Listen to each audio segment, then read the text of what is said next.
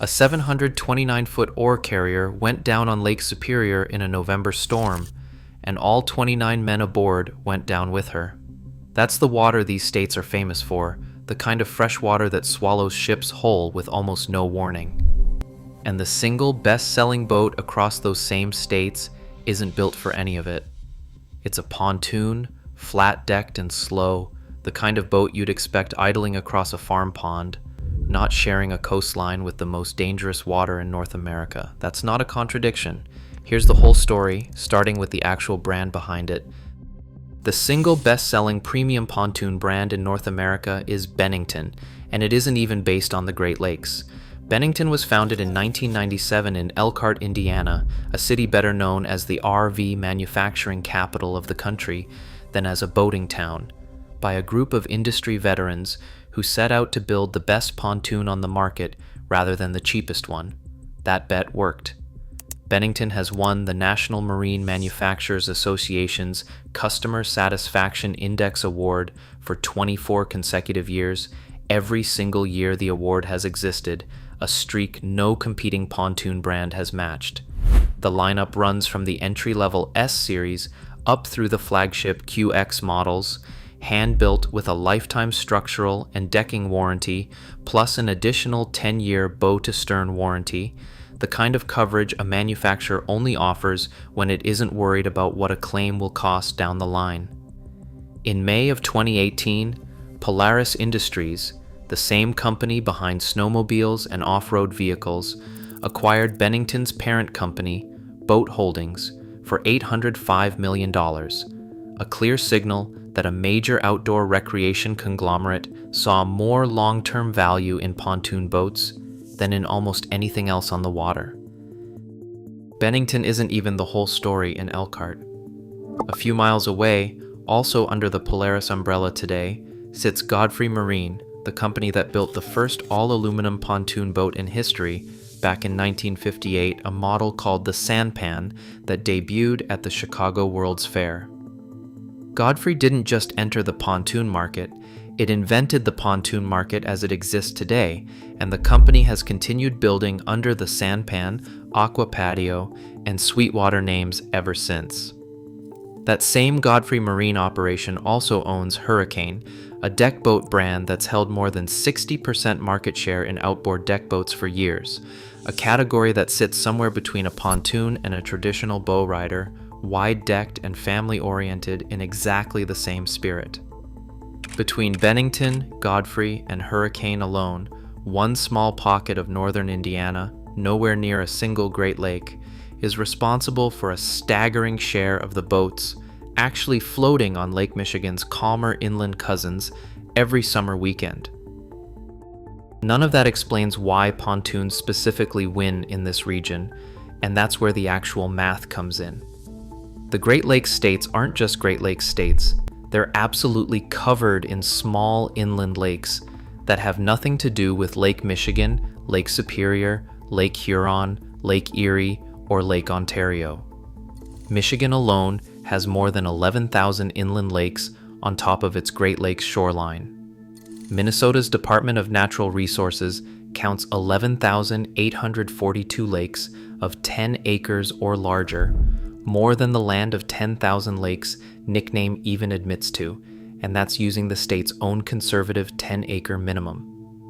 Wisconsin's DNR puts its number at over 15,000, using a smaller minimum size than Minnesota does, and even applying Minnesota's stricter 10-acre standard, Wisconsin still has thousands of lakes of its own on top of that.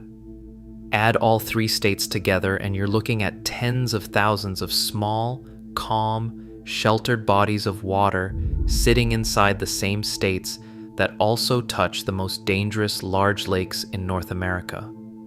Most actual boating in this region never happens on the big water at all. It happens on a small lake behind someone's cabin, and that single fact changes everything about which boat actually wins the sales numbers. Now, the sales data, because this isn't a guess, it's documented industry tracking. According to Statistical Surveys Incorporated, the firm that tracks new boat registrations nationwide for the marine industry, Michigan, Minnesota, and Wisconsin are consistently among the top states in the entire country for pontoon boat registrations, competing directly with Florida and Texas despite having a fraction of the boating season those warm water states enjoy. In one 12-month tracking period reported by the firm, Minnesota alone logged close to 4,700 new pontoon registrations, with Wisconsin right behind it at over 4,500, numbers that put two cold water, short-season states ahead of most of the country on pontoon sales alone. Pontoons are the second largest segment of the entire recreational boating industry nationally, trailing only personal watercraft, and in the Great Lakes states specifically, they're not just popular, they're the default choice. Don't forget to subscribe for daily boating content.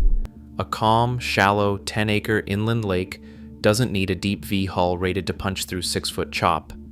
It needs a stable, flat, low platform that can carry a family, a cooler, and a grill without capsizing in someone's wake, and that is exactly what a pontoon is built to do.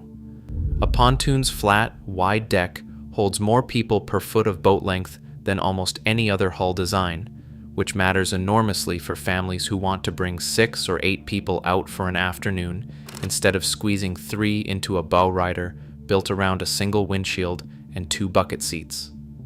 The twin or triple aluminum tubes underneath provide stability that lets people stand, walk around, refill a drink, or help a kid off the swim ladder without the boat rocking the way a traditional V-hull does, which matters when there are toddlers, coolers, and grandparents involved instead of just 2 people fishing at anchor.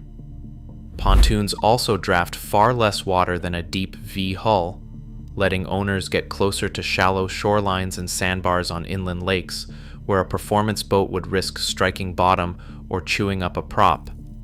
And critically, a mid-size pontoon costs dramatically less than a comparable length fiberglass cruiser, both to buy new and to maintain over a decade of ownership, which matters enormously when the boat spends most of its life puttering across a quiet inland lake at idle speed rather than running wide open on Lake Michigan chasing a fishing spot. That contrast is exactly what makes this so counterintuitive if you already know how dangerous the actual Great Lakes can be. The same state, Michigan, that sees boats swamped and sailors rescued off Lake Superior and Lake Michigan in sudden squalls with almost no warning, is also one of the very top pontoon states in the entire country, year after year. The same water that inspired the wreck of the Edmund Fitzgerald, the same water where a flat, calm surface can build into standing waves within an hour once the wind turns, is a short drive from thousands of small lakes where the best-selling boat in the state can't survive anything rougher than a light chop and was never designed to. Owners aren't choosing pontoons because they're braving the open lakes in them.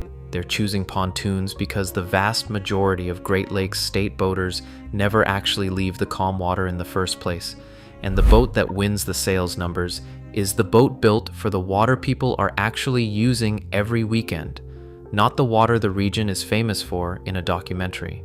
That's also why national boat magazines and dealer networks keep landing on the same conclusion when they rank the most popular boat brands and categories in the country.